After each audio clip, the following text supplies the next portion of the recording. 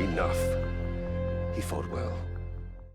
Everyone knows when it comes to parenting, Omni-Man wasn't exactly the best. I mean, he hid his true nature from his wife and kid, and beat said kid to a pulp when he refused to take over the world with him. Then he went to another planet and had another kid while he was still married, and is now estranged from his entire family. Some people say that children should learn how to parent from their parents, but the comics never showed us Nolan's parents. Thankfully, the TV show has, so that got us thinking. Who are these people? How did they raise their son? And what impact are they going to have on the overall story? We're going to discuss all of that and more in this video, so stick with us to the end, because our answers might shock you. Spoiler warning, because we're going to be throwing around some big ones, and without further ado, let's get right into it.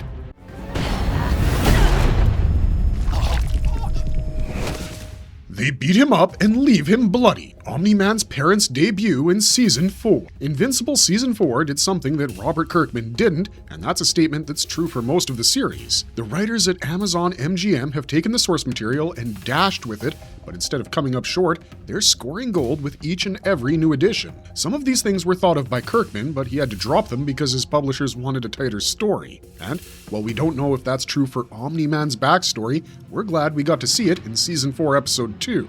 That episode begins on planet Viltrum a long time ago, back when Nolan didn't have a mustache and wasn't even rocking the traditional loincloth that's part of a full-grown Viltrumite's attire. He was just a teenager, but a teenager with a purpose. Nolan was once a teacher on Viltrum, you see, and in Episode 2, we see him teaching half a dozen kids the most important things about Viltrumite history. He teaches them who Argal was, why he's so revered, and how he influenced their species even after his death. He also nearly killed one of his students for taking too long to answer why the purging of their society's weaker elements was a good thing, because that's just how these guys operate. In Nolan's youth, Viltrumite society had been galvanized into this warrior race of highly militaristic men and women whose sole purpose was to conquer the universe. Because, as he and his students proclaim towards the end of this lesson, all is ours. But as soon as he dismisses them with tasks that make Viltrum sound like Sparta, a couple shows up and starts staring him down menacingly. As soon as Nolan notices them, he seems to know why they're there and what he needs to do because he dons a similar expression. And then, the fight begins. You should check out our video on the brutal adulthood ritual of Viltrumites to get more context behind this handicap match, but for the purposes of this video, we're going to be focusing on its combatants. That's because Nolan isn't fighting his trainers, or people who are specifically assigned to test a Viltrumite cadet's eligibility for making it to adulthood. He's fighting his own parents. That's right, folks. The guy with the handlebar mustache and the older woman with the white braided hair are his father and mother. And what's wild about this whole scenario is that this is quite common on Viltrum. By that, we mean parents beating the crap out of their children to test whether they're ready for the life of a true Viltrumite, because in a society where might makes right, it's a parent's responsibility to ensure their children are prepared for the worst case scenario. Now, we don't know much about Nolan's parents apart from the fact that his dad is more forgiving than his mother. During that rite of passage, Nolan's dad was impressed with his skills because he managed to cut through his palm with a strike, but Nolan's mom, not so much, because in her mind, someone needed to die before the day was over. Viltrumites don't raise children, they rear warriors, and that's a byproduct of how their society is structured and how their marriages function. On Viltrum, a husband and wife aren't partners for life, they're partners until one of them realizes that the other is going soft. Marriages aren't made for love. They're born from a contest of strength where the strongest individuals marry other strong individuals to have strong children. It wouldn't be inaccurate to say that Nolan's parents got together for the specific purpose of breeding, because that's how most Viltrumite marriages are. Fight, have a child, raise the child to be a proper soldier, and then test their strength to ensure they can further planet Viltrum's glory. At the end of this handicap match, Nolan's mom effectively divorces his dad because he stopped her from killing him and said that he fought well, and Nolan doesn't bat an eye because he knows that this is the natural order of things. We know, at least, that his father was proud of him for braving these odds and surviving his execution, but to be honest with you guys, that's all the information we have on his parents. Or should we say that's all the information we have on the people he thinks are his parents, because, spoiler alert for the rest of this video, they're not his real mom and dad, or at least that's what the Invincible comics tell us, because there, Nolan's the son of someone really important to his planet's history. In fact, he was teaching his students about that man right before he was attacked. And who is this? Emperor Argal! Why Omni-Man's heritage matters. Truth about his birth parents, and how this changes everything. That's right, folks. In the comics, it's revealed that Nolan is actually the son of Emperor Argal, the first ruler of the Viltrumite Empire, and this changes everything about his character fundamentally. The TV show has been making veiled references to this storyline for a while now because every time Argal's bloodline and heirs are mentioned, the scenes cut to either Nolan or Mark shortly after. And while this might not make sense to you yet, we're going to help you understand it with context from the comics. As it turns out, Argal wasn't called Argal the Wise just because he unified his people and gave them the stars. He was also called Argal the Wise because he knew exactly how the people he was attacking and conquering would react to such a thing.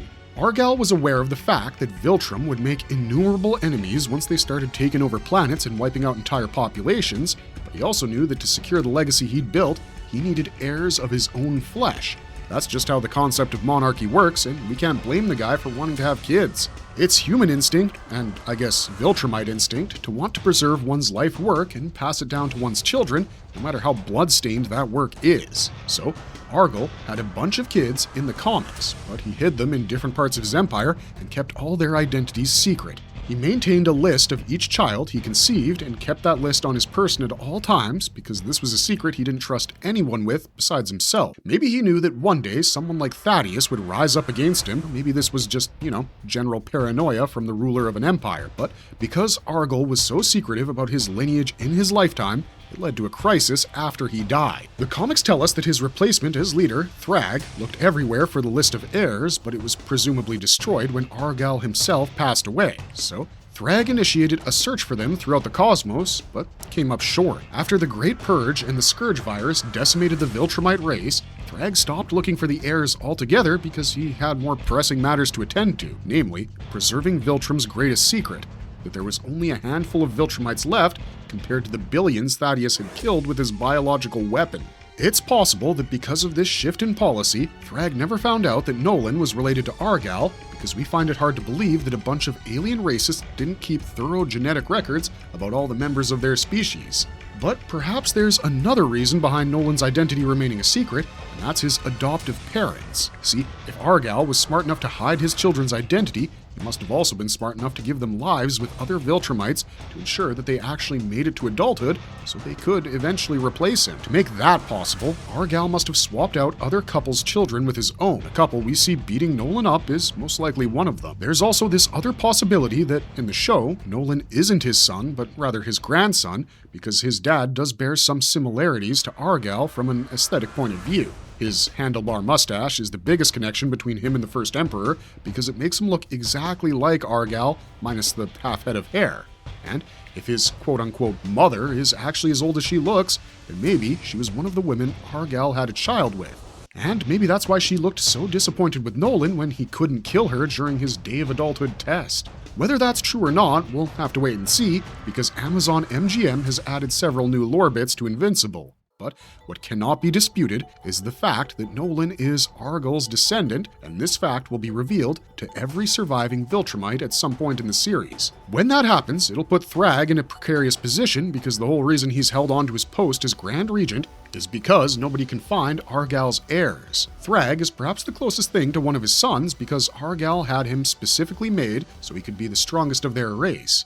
Given that Nolan is a full-blown adult now, and Viltrumite aging slows down after they reach that stage, we can't realistically guess how old he is, but he's old enough to know that at this point in the series, Thrag is as good as reigning emperor. He hasn't taken the title yet because he respects and reveres Argal way too much, but from the way Thrag treats people and is feared by them in turn, it's clear that he's the man running the show. If and when Nolan's true identity is revealed, Thrag will have no choice but to abdicate the throne to him because that's what his original mission statement was. He's supposed to be keeping Argal's throne warm for the heir, and nobody knows that he's stopped looking for those heirs in secret. It's wild to think that this man, who once believed in the mission fully, then realized he had feelings for his human wife and his hybrid sons, is now on his way to betraying his race like Thaddeus did, and he might end up ruling over the Viltrumite Empire one day. But given where Nolan's morality stands as of now, we don't think he'd perpetuate the cycle anymore. If anything, Nolan would sow the seeds of reform because he himself is a reformed man. He doesn't kill people for the Empire's glory without questioning things anymore. In fact, he exposed the Viltrumite's secrets to their greatest enemies, the Coalition of Planets, and actively helped them round up a few of their weaknesses, like the Silac Beetles, Battle Beast, and Space Racer with his Infinity Gun. We'd wager that he'll also help the Coalition figure out a way to round up the Ragnars before the Viltrumite War begins, because as things stand, Nolan is the second Thaddeus. But if he were to assume the throne of his predecessor after knowledge about his identity was made public, it could end up changing Invincible as a franchise on a fundamental level. The Viltrumites have been presented in a way that makes them seem irredeemable. The only reason Nolan is who he is because of his experiences on Earth with Mark and Debbie. Oliver only confirmed those reasons in his heart, so reforming his people will be his first step, for redemption right now is neither fathomable nor feasible. But this is why the untold tale of Omni-Man's parents is so important, because as it turns out, he's the guy who links Viltrum's past to its present, and hopefully its future. We'll be pleasantly surprised if the show reveals that the man he calls father is actually Argyl's son and Nolan his grandson, because that would mean Thrag missed two heirs to the throne that were living right under his nose. And if you had to deal with Thrag for any amount of time, you'd probably agree that getting one over on him might be the greatest joy of your entire life. But as for this video, that's all we've got for you today, I'm afraid, so let us know your thoughts in the comments down below. And we'll see you guys with more videos real soon.